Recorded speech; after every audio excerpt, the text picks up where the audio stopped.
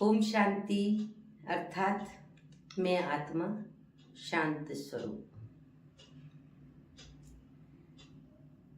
आत्मा शांत स्वरूप हूँ। आत्मा का स्वधर्म शांत है।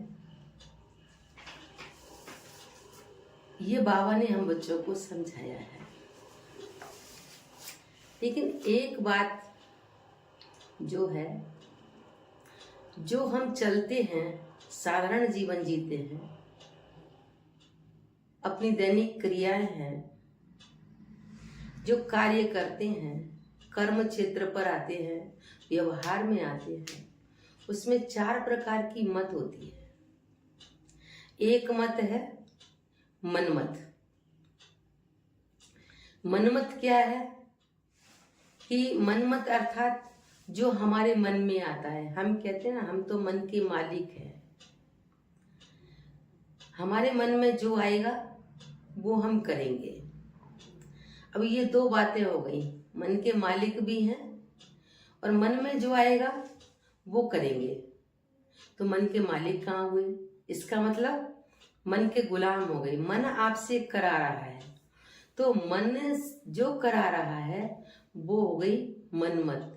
मन गलत भी करा सकता है, ठीक भी करा सकता है। तो एक है मनमत, दूसरी है परमत। परमत अर्थात जिससे हमारा स्नेह है, प्यार है, हम कोई राय सलाह पूछते हैं, कोई बात करते हैं, तो उनसे जो हमें मत मिली, जो हमें बुद्धि मिली, जो भी हमें राय मिली, उसको हमने मान लिया, वो हो गई परमत। दूसरों की मत पर चलना, दूसरे ने जो कहा वो कर देना।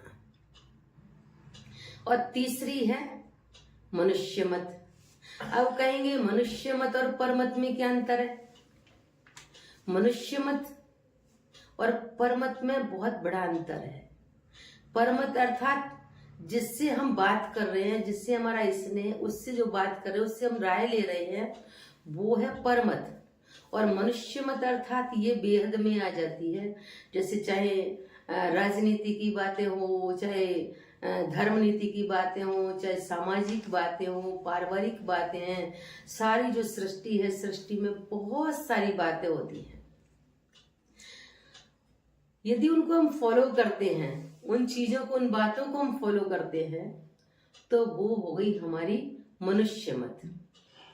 मनुष्य मत भी हमें सुख नहीं दे सकती, मन मत भी सुख नहीं दे सकती, और पर मत भी सुख नहीं दे सकती। क्योंकि ये भी कभी कभी स्वार्थवश भी कोई मत दे देते हैं, जिसको हम समझते हैं ये तो हमारा अपना है, ये सही राय देगा, लेकिन कभी कभी वो भी गलत हो जाती है। तो ये कोई भी मत हमें सुख नहीं दे सकती। सदा सुखदायी जो मत है वो है श्रीमत। और श्रीमत अर्थात श्रेष्ठ मत। श्रेष्ठ मत किसने दी? स्वयं परमपिता परमात्मा ने, जिसको हम शिव बाबा कहते हैं। बाबा हमें रोज रोज ईश्वरीय श्रीमत देते हैं। श्रीमत अर्थात ईश्वरीय मत, दैवी मत, परमात्मा मत, ये है हमारी श्रीमत, जो परमात्मा हमें पढ़ाते हैं। जैसे अमृत वेले उठना है, मुरली मिस नहीं करनी है, चलते फिरते बाबा को याद करना है, कर्म करते हुए कर्म योगी बन करके कर्म करना है, जो बाबा ने हमें दिनचर्या सेट करके दी है। पर चिंतन नहीं करना, पर दर्शन नहीं करना, पर निंदा नहीं करनी, चुगली नहीं करनी, धोखा नहीं देना, झूठ नहीं बोलना, ये बाबा ने जो हमें श्रीमत दी है, उस श्रीमत अनुसार चलना, वो सबसे ज्यादा सुखदायी जीवन है। और ऐसी सुखदायी जीवन जीनी है जैसे देवी देवताएं हैं, लक्ष्मी नारायण है। क्योंकि लक्ष्य हमारा जीवन मुक्ति, और जीवन मुक्ति मौत से मिलती है। मौत माना मर जाना नहीं, मौत माना पुराने संस्कारों से मर जाना, पुरानी आदतों से मर जाना, पुराने व्यवहार से मर जाना। उसको कहते हैं कि जीवन मुक्ति मौत से मिलती, देखे कौन ले सकता है। तो ये है श्रीमत, और श्रीमत से ही हम देवी देवता पद को प्राप्त होंगे, हमारा जीवन सदा सुखदायी बनेगा।